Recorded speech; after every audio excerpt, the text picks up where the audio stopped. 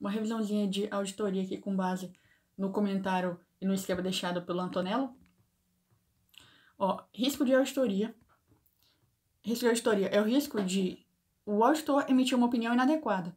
Ele é composto pelo risco de distorção relevante e também risco de detecção.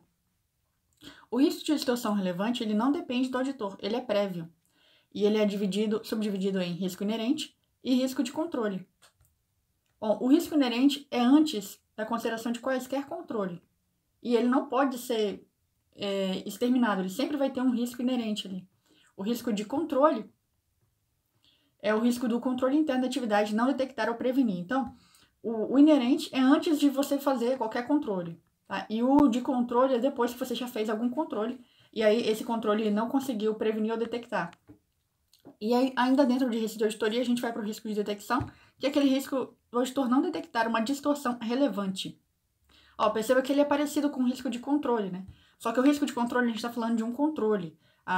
De detecção, ele está falando de não detectar uma distorção relevante. Lá no risco de controle, é o controle que ele não detectou ou preveniu de uma forma correta. Já aqui, ó, risco de detecção está falando de uma distorção relevante.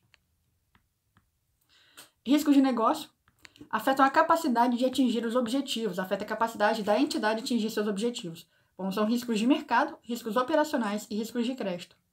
Riscos de envolvimento, ameaça de se envolver com a administração cliente desonesto. E a questão da FGV aqui, numa auditoria das demonstrações, foi determinado o risco de auditoria muito baixo. O auditor independente avaliou os riscos de distorção relevante para em seguida estabelecer o nível de risco de detecção aceitável. Aí, o auditor tem que ter em mente o quê? Quanto maiores forem os riscos de distorção relevante, menores serão os de detecção. Daí, pelo que eu imagino, a FGV, ela pega aqui, bom, risco de auditoria, que a gente está falando, aí ela falou o quê? Quanto maior for um desses dois riscos, menor vai ser o outro, porque eles são inversamente proporcional. Uma maneira de pensar nisso aqui, né, já que para conseguir memorizar, para responder isso novamente numa questão da FGV, bom, vamos pensar que o risco de auditoria aqui, ele é 100. E aí, distorção relevante é 50 e detecção é 50 também. Então, se você aumentar um dos dois riscos, o outro vai diminuir.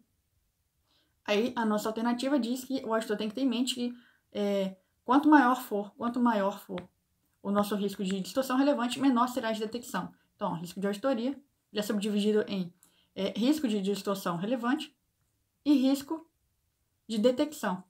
Distorção relevante se subdivide ainda em inerente e controle.